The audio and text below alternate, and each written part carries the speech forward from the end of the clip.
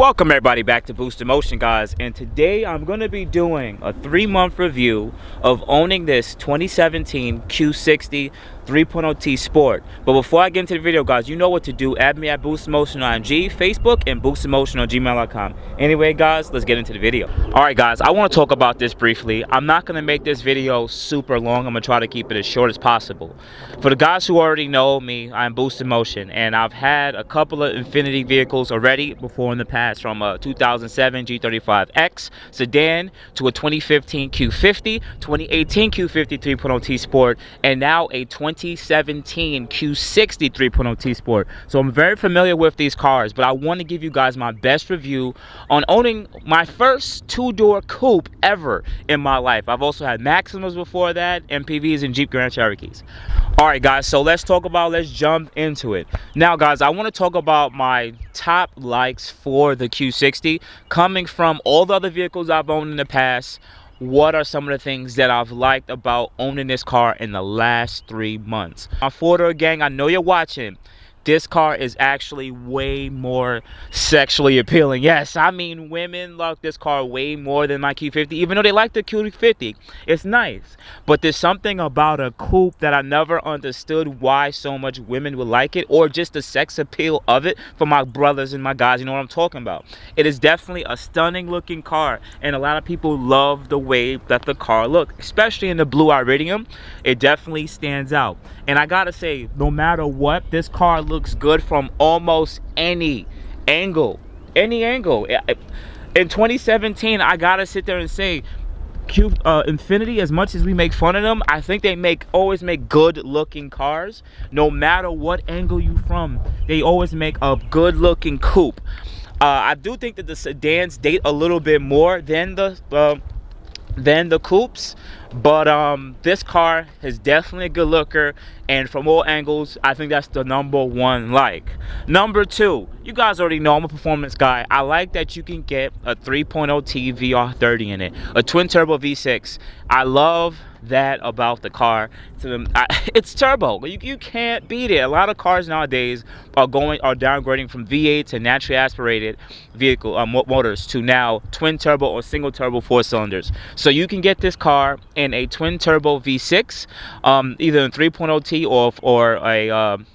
or a red sport version with just a 400 horsepower. But I always recommend getting the 3.0T. But I know after 2020 they don't make that anymore. You only get a 3.0T regular, or you get a red sport. There's no 3.0T sports anymore from what I remember. So I just want you guys to know that. But I really love the fact that you can modify this car and make it a lot more powerful. And I've been in this community so long that these cars are making well over 600-700 horsepower with just stock turbos, or you can upgrade the turbos and even make more. Yes, all on stock block. All right, but anyways, let's go to the number 3. As a matter of fact, let me back up briefly to the second option. You can also get this car in a 2.0T, but they also discontinue that at a certain time. So I'm not going to recommend you guys go and get that, but if you want to, that is an option that is out there if you want to get this 4-cylinder turbo.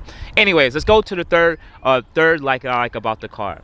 You can get a rear-wheel drive option or an all-wheel drive option. Nowadays, it's very hard to find a car that can give you both platforms, and I really love the all-wheel drive because it gives you the baby GTR feeling, especially with the performance and the comfort and the controllability. Rear-wheel drive, you have that option, so you can just not, screw it and just start sliding and do whatever you want to do. It gives you the ability of having choices, and I think that's really something that we should continue to have in the automotive world. When you try to make a sports car or a sports coupe, it's nice to have that option. So that's my number 3. My number 4th option would honestly be standard tech. I know some of you guys like digital dash and some of the gimmicks of other auto manufacturers, and I get that part, but to me, I like the fact that some of these cars come with standard tech, such as lane keep assist, all these driving aids to prevent you from hurting yourself. And I notice a lot of the cars do have that nowadays, which is pretty cool. But in 2017, I still believe that it's good that they put a lot of this lane keep assist, intelligent cruise control, etc. A lot of this stuff is in a lot of these cars, and it's a relatively cheap price to add on top of having that safety. So I definitely give them that, and I definitely love that. Another like that I want to add about this car is the price and or repair cost. I mean, I haven't really had any issues on the 2 cars that I've owned from the 3.0T Sports, necessarily the VR30s, but it's a common car. It's nothing super crazy or super expensive to repair, from brake pads to rotors to common stuff that you want to do the common maintenance on these cars. Now, some people might comment below and sit there and say, well, I've lost an injector, or my turbo has went out, right? I've been in this community super long. We can't use a couple of people and sit there and say this is all common for all of these cars. No. I gotta say this on video. You guys have to maintain your cars. These cars run a 020 oil or a 030 or a 5W30.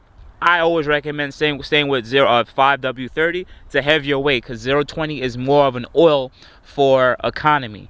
But also, you guys are getting these cars beating on it like if it's M3s or any AMG or RS cars. Those cars are built to be race cars. These cars are regular, everyday point A to point B cars that give you a little bit performance, and that's where you stop. You don't push these cars to the ceiling and think that they're gonna not break. Every car breaks when you try to beat on it every day, every day, every day. Now, to be honest with you guys, the last like that I like about the car, the last like, there's plenty of likes. I'm gonna be honest, there's plenty.